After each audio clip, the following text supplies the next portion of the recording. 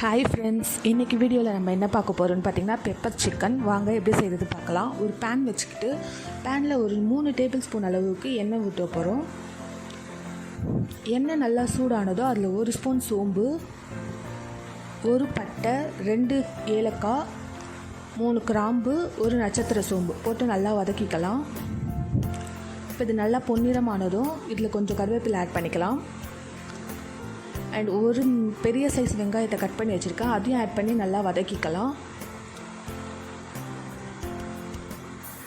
வெங்காயம் கொஞ்சம் வதங்கினதும் நான் இந்த டிஷ்ஷுக்கு தேவையான உப்பு ஆட் பண்ணிக்கிறேன். ஆட் பண்ணி நல்லா வதக்கிக்கிறேன் வெங்காயத்தை. பாருங்கள், வெங்காயம் நல்லா வதங்கிடுச்சு. இப்போ இதில் வந்து 4 பச்சை மிளகாய் ஆட் பண்ணிக்கிறேன். அண்ட் 1 ஸ்பூன் போல் ஜிஞ்சர் கார்லிக் பேஸ்ட் ஆட் பண்ணி இந்த ஜிஞ்சர் கார்லிக் பேஸ்ட்டோட பச்சை வாசனை போகிற அளவுக்கு நல்லா வதக்கிக்கலாம்.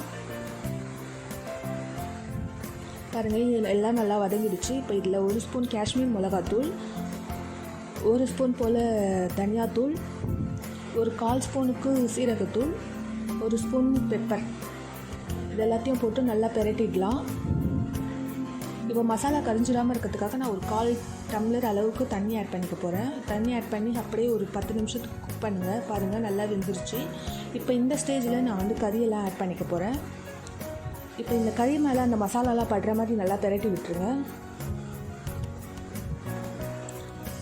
இப்போ இதில் வந்து ஒரு 1லேருந்து 1.25 டம்ளர் அளவுக்கு தண்ணி ஆட் பண்ணிக்க போகிறேன். ஆட் பண்ணி இப்போ இதை நல்லா கலந்து விட்டுடலாம். இதை அப்படியே தட்டு போட்டு மூடி ஒரு 20 நிமிஷத்துக்கு அப்படியே ஸ்லோ ஃப்ளேமில் வச்சுருங்க. பாருங்கள், நல்லா கறியெல்லாம் குக் ஆகிருக்கு. இப்போ இது வந்து ட்ரையாக ஆக்கணும். அதனால் அப்படியே ஓப்பன் பண்ணி ஒரு 5 மினிட்ஸ்க்கு ஒன்ஸ் நீங்கள் பிரட்டி விட்டுட்டே இருக்கணும். இப்போ இந்த ஸ்டேஜில் நான் வந்து கஸ்தூரி மேத்தி ஆட் பண்ணிக்கிறேன். அண்ட் 1 ஸ்பூன் போல் பெப்பர் ஆட் பண்ணிக்கிறேன்.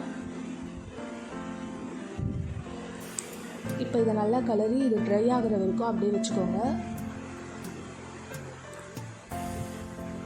பாருங்கள், நல்லா ட்ரை ஆகிடுச்சு. இப்போ இதில் கொத்தமல்லி தூவி இறக்கிடலாம். அவ்வளோதான், பெப்பர் சிக்கன் ரெடி ஆகிடுச்சு. இது இன்னும் ட்ரையாக உங்களுக்கு வேணும்னா இன்னும் கொஞ்சம் நேரம் கூட நீங்கள் அடுப்பில் வச்சு எடுத்துக்கலாம். அவ்வளோதாங்க, சூப்பரான பெப்பர் சிக்கன் ரெடி ஆகிடுச்சு. இதை வீட்டில் ட்ரை பண்ணி பார்த்துட்டு எப்படி இருக்குன்றதை எங்களுக்கு கமெண்டில் சொல்லுங்கள். லைக் பண்ணுங்கள், ஷேர் பண்ணுங்கள், மறக்காமல்